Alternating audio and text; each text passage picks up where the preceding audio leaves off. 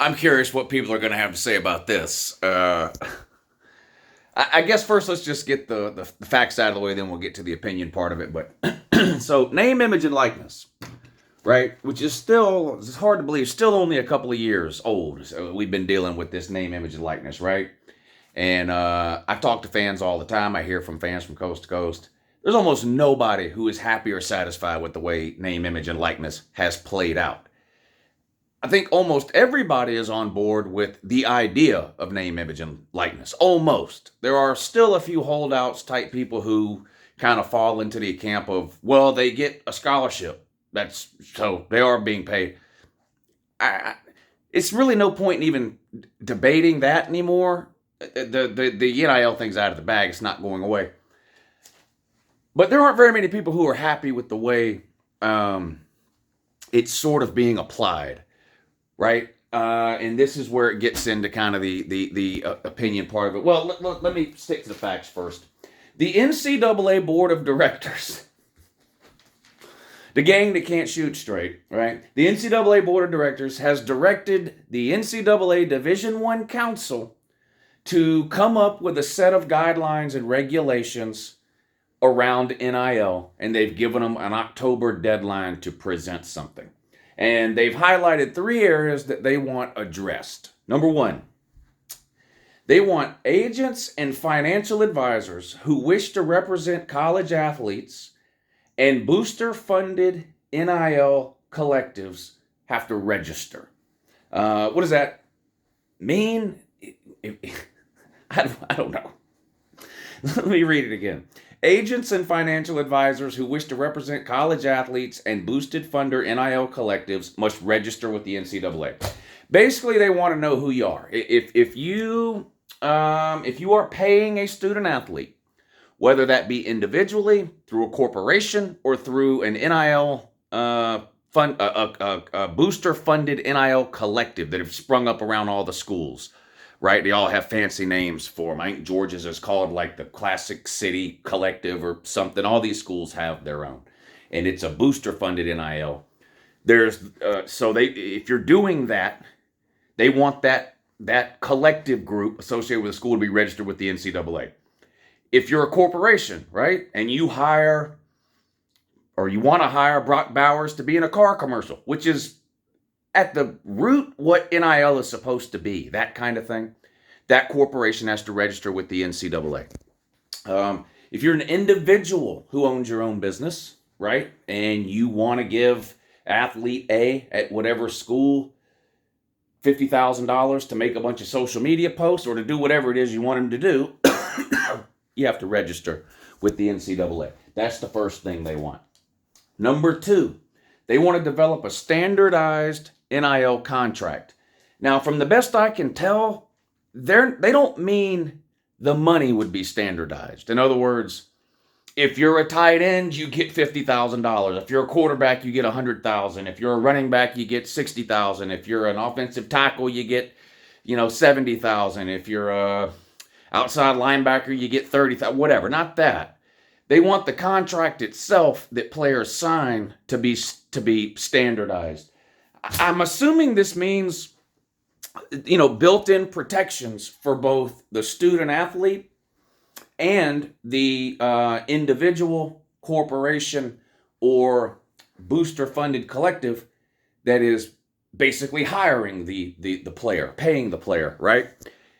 If you're an individual, a corporation, or a booster-funded collective, and you pay player A $50,000 to do A, B, and C, this contract would spell out, what happens if the player does not fulfill their end of the bargain. It also would spell out what would happen if the individual, corporation, or booster-funded collective did not fulfill their end of the bargain. You remember the Jaden Rashada situation at Florida? That's an example of a booster-funded collective not fulfilling their end of the bargain. At least that's the story that's out there, right? They promised a player, Jaden Rashada, X amount of money. If he would commit, he committed. When it came time to send him the money, they didn't have it. And it was a big mess, right? So a standardized contract to protect both the player and the people paying the money, whether that's an individual, a corporation, or a booster-funded NIL collective. And number 3, They want to establish disclosure requirements for athletes and collectives and companies that provide NIL compensation. Best I can tell, what this means is you got to tell us how much you're paying for these people. And the people have to report what they've been paid. This might be the most controversial of the three. So let's just tackle them in order, and I'll tell you what I think about them. Agents and financial advisors who wish to represent college athletes and booster-funded NIL collectives must register with the NCAA. I'm completely on board with that. I don't know this for a fact, but you hear the same stories I do. Not everybody involved in the world of NIL is on the up and up, or has the player's best interest at heart, or whatever. There could be some crooked things going on. There could be some just straight up criminals involved in the world of NIL. And it's all kind of happening in the shadows right now, sort of beneath the surface, right? The school itself has to be, by rule, completely separated from all the NIL stuff. So no one at the school, at least in theory, knows exactly what's going on with NIL, right? The school has to be removed. So the NCAA is saying, we need to know who and what is involved in these NIL deals. And on the surface, it looks to me like I don't have a problem with that. And now, until or unless I find out more about it, I don't have a problem with that. Number 2, develop a standardized contract to protect the player and the individual, the business, or the booster-funded collective. I'm fine with that too. In some cases, this is a lot of money we're talking about that these players are being given. And even if it's not a lot of money, it's a lot of money to whoever's getting it and whoever's paying it, right? So I'm fine with that. A standardized contract that sort of levels the playing field across the board, which I think is part of the overall goal here. When the NIL stuff first became legal, every state in the country went ahead and passed laws and legislation in each individual state that sort of outlined the rules they were going to operate under in terms of NIL at the state level. So you've got different things that are allowed in different states. You can do certain things in Texas that maybe you can't do in Arizona. You can do certain things in Georgia that maybe you can't do in Florida. You can do certain things in Alabama that maybe you can't do in Ohio, whatever the case. Standardized contracts will help to sort of level the playing field a little bit. Now, the money is never going to be level, and I don't think it should be. And we'll get to that in a second. I don't think the money should be equal. It's not socialism here. So I'm okay with just having a standard contract. Again, on the surface, this is sort of the bare bones of what they're doing. We're going to have to wait until October when the full recommendations come out and sort of go over it again. But on the surface, I don't have a problem with the first two items. The third and final item, establish a disclosure requirement for athletes and collectives or companies that provide NIL compensation. The reason I say that may be the most controversial is because everybody's funny about, telling people how much money they make. Well, except on the internet where everybody's a millionaire. But in general, how much money do you make? It's considered a rude question or whatever. Now, the idea of privacy in terms of earnings went away in this country a long time ago when it comes to sports, right? Because of salary caps and things like that. Now, I know this is always only applied to professional sports, but that's because up until a couple of years ago, only professional athletes were getting paid. Now the college athletes are getting paid. I'm okay with this. I think sunshine is the best disinfectant. Have you heard that expression? Sunshine's the best disinfectant. The more you know about something, or the more that's available to know, the less likely it is that something underhanded will be done. Not that it can't. Of course, there's always people looking for ways to bend and break rules. And nothing they come up with in this set of guidelines now or in October is going to completely eliminate every problem with NIL. You're always going to have somebody who's going to walk right up to that line and try to figure out a way to cross it when nobody's looking. But one of the ways, I think, to sort of eliminate some of maybe the shady or underhanded stuff is, look, if the Classic City Collective or whatever it's called, the one with Georgia, is going to pay Dylan Raiola $500,000, or $10 million, whatever. I don't have any idea what these numbers are. I'm making them up. But if the Classic City Collective is going to pay Dylan Raiola, a senior in high school, $1 million so that he can move and his entire family can move from the state of Arizona to Buford, Georgia, so he can attend high school at Buford his senior year and then transition right into UJ next year, I think that should be known. I think it should be known. This is the amount of money he was paid, and this is who paid it. And that's, from the best I can tell, that's what they're talking about here. Establish disclosure requirements for athletes and the collectives or the companies. So the athletes have to, in other words, the athlete can't lie and tell people, I made $1 billion when he really only made 1,000, because the company also has to disclose, or the individual, or the collective, or whoever it is. So in the example I'm making up out of thin air, if Dylan Raiola is paid X amount of dollars by the Classic City Collective, or some individual or some business, the Classic City Collective, the individual or the business, has to report that to this board, whoever it is at the NCAA that's overseeing this, and Dylan Raiola has to report it, and then I assume then those numbers have to match up, right? I'm okay with that. I think that might be the most controversial of the three, because you're going to say, well, what people make is nobody's business. And like I said, in general, I agree with that. I don't necessarily believe that anybody is under any sort of obligation to inform everyone how much money they make. However, like I said, in the world of sports, this is sort of an idea that we got over a long time ago. Sort of out of necessity when salary caps and things like that came into place. You can't have a salary cap in the NFL, for example, or the NBA or anywhere else, if you don't know what each player is making. You have to be able to add up the salaries the players are making to make sure it's underneath the salary cap. So we've kind of, the rule about, or not rule, but the sort of the norm of, you never talk about how much money you make. That's kind of been out the window with sports in this country for a long time. So if we're going to treat college players like professional athletes in pretty much every other way, then I don't see a problem with treating them that way in this instance.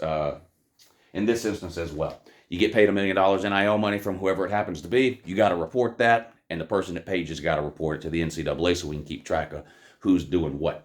So on the surface, I've got no problem with any of these, and I am totally 100,000,000% in favor of name, image, and likeness regulation.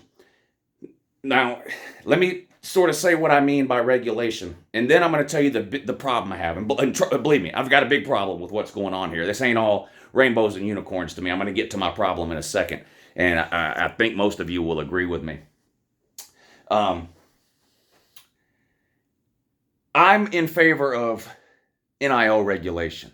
It's the wild, wild west. Anytime you institute something this radical or new into something, there's a lot of unintended consequences, right? You can sit around and plan and discuss and sort of brainstorm for years about, okay, if we do this, what are the effects going to be? And then plan for all those effects. There are still going to be consequences, effects, repercussions, things that come out of that change that you were unable to anticipate. And that has happened with NIL. So it needs to be regulated in some way. I think most people agree with that. I don't think the NIL should continue. If you don't think NIL should be regulated at all, that means you believe NIL should be able to exist permanently as it exists today. No guardrails, no transparency, no rules. What rules there are vary from state to state, and in some cases, city to city within states. No national guideline. So I do think that there needs to be some sort of regulation, rules, constraints, format, whatever you want to call it, that everyone has to operate under. College football is never going to be completely fair for reasons we've been over 1,000,000 times. Some schools just care more about sports in general and football in particular than others do, right? You can regulate NIL to the cows come home. Vandy is never going to have a football program like Alabama has. I could go on and on with all the different conferences, but it's a waste of time. You know the schools that care and the schools that don't. But there are some areas where things do need to be equal and level. And this is something as fans and as people who run college football have agreed on for years, right? Everybody gets 85 scholarships. Don't you think Alabama or Georgia or Ohio State or Clemson or whoever else could afford 150 scholarships? Of course they could. And it used to be that way. And the NCAA stepped in and said, we have to stop this. It's not right that Alabama can go out and recruit 125 of the best high school players and someone else only has 60. So they leveled it at 85. So we all agree that there are some things that need to be equalized across the board. We also agree that there are some things that will never be equalized. And there are some things about NIL which will never be equalized. You can't prevent, if Alabama signs, if Alabama's got more really good players than Ole Miss, then chances are Alabama's players are going to be making more money in name, image, and likeness than Ole Miss players are. There's nothing you can do to equalize that, right? So we got to equalize it where we can. So I'm in favor of regulating it, reeling it in a little, shining a bunch of light on it, transparency. And that seems to be like what, I mean, look, this isn't a long list of a million rules here. So I'm in favor with the general idea of regulating NIL. And from what I've seen from these 3 bullet points that they want addressed, I don't have any glaring issues with the 3 things they want addressed. Now, to what I do have a huge problem with. It's not what they're doing, it's who's doing it, the NCAA. I just don't believe in the NCAA anymore as a regulating body over college football. I just don't. And I could list off a dozen reasons of why that is and a dozen examples for each reason. I'm not going to do it because 99% of the people watching agree with that statement. You don't trust the NCAA to regulate college football either. They have proven over the last 5, 10, 20, 30, 40, 50, 60 years that they just don't have the ability to even-handedly police college football coast to coast on a fair and equal basis. They've just proven it. Whether it's they don't have the resources, whether it's that they don't have the time, whether they just don't know how. I don't trust the NCAA's ability to handle these things.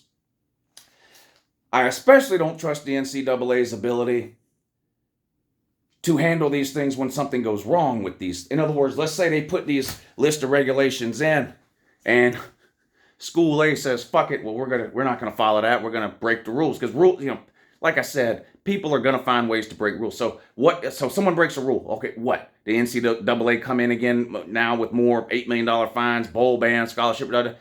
The days of that are over. The days of that are over.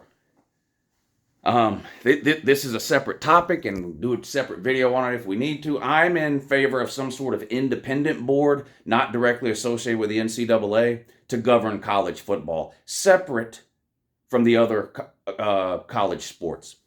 I do think the NCAA has a role to play in college sports, some of them. Maybe even a role to a certain degree in college football.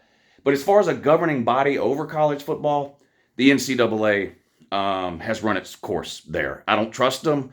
I don't like them. I think they've made too many bad decisions over a too extended period of time. And I just don't trust them to do what they need to do with the NIL. I like the ideas that they came up with. My issue with the NCAA would be their ability to implement those ideas, enforce those ideas, and then punish those who don't follow it. I have zero faith or trust in the NCAA's ability to do that. I'm in favor of a separate governing body apart from the NCAA to govern college football, whether that's a sole individual like the NFL has with an NFL commissioner, Roger Goodell, or whether it's a board of commissioners made up of whoever it happens to be made up of that handles that kind of thing. But anyway, I'm curious what y'all think about, number one, just the general idea that that NIL needs to be regulated. I think most people are going to agree with that. Number two, what do you think about these 3 items specifically? Is there any one of them you have a problem with? And number 3, do you trust the NCAA, even if you agree that these are 3 pretty important items that I went over that probably do need to be addressed? Do you think the NCAA can successfully address those items. Let me know down below. Have a good morning.